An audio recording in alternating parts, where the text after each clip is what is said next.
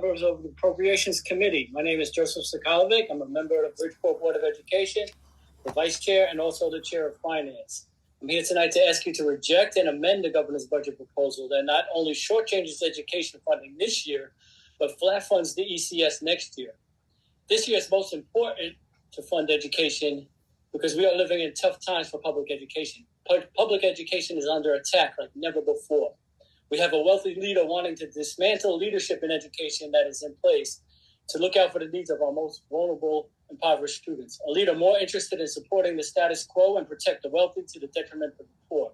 A leader that supports transferring public education dollars to entities that do not serve all students equally. A wealthy, out-of-touch leader that thinks investing more money in our urban education institution is not going to help solve problems.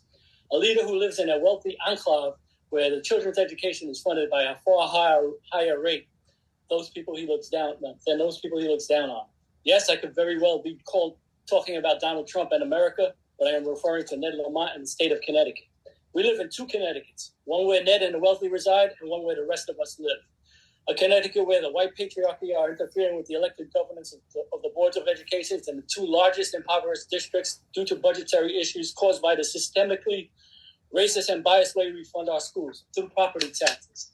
We live in a Connecticut where the governor's hometown and its restrictive zoning keeps out those they deem undesirable and protect their school system. A school system that spends $27,093 per pupil compared to my hometown of Bridgeport, which spends $18,565 per pupil.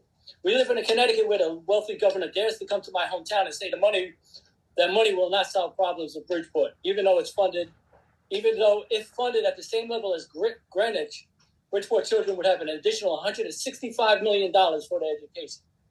A governor who pushes a false narrative that money is not getting to the classroom because it's going to highly paid administrators.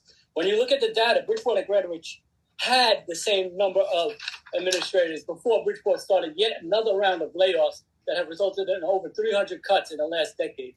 It's time that we tear down the racist infrastructure of segregation in education between the rich and the poor. We have over $5 billion in reserve.